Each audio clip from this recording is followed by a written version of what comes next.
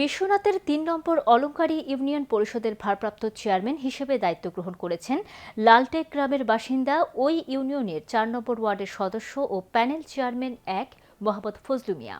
Union পরিষদের chairman Atikur Rahman Liton সংক্ষিপ্ত সফরে যুক্তরাজ্যে গমনকালে তাকে ভারপ্রাপ্ত চেয়ারম্যান পদে দায়িত্ব দিয়ে যান। পরে আনুষ্ঠানিকভাবে ভারপ্রাপ্ত চেয়ারম্যানের দায়িত্ব গ্রহণ করেন ফজলু মিয়া।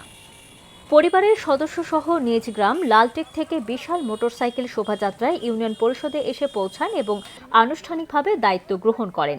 দায়িত্ব গ্রহণের পর পরিষদের সদস্যরা, ফায়ার সার্ভিসের কর্মকর্তা, গ্রাম ও এলাকার মুরব্বিয়ান এবং ইউনিয়ন যুবদলের নেতারা পৃথকভাবে তাকে ফুলেল শুভেচ্ছা জানান। এ উপলক্ষে চেয়ারম্যান কার্যালয়ে এক সংক্ষিপ্ত সভায় প্রধান অতিথির বক্তব্য রাখেন দায়িত্বপ্রাপ্ত ভারপ্রাপ্ত চেয়ারম্যান ফজলু মিয়া। জনকল্যাণে কাজ করার প্রত্যয় ব্যক্ত করে বক্তব্যে তিনি তার গ্রামের বিশিষ্ট শিক্ষাবিদ মরহুম এম.এ. রহিম ও পরিষদের চেয়ারম্যান আতিকুর রহমান লিটন এবং তাদের পরিবারের প্রতি কৃতজ্ঞতা জানান।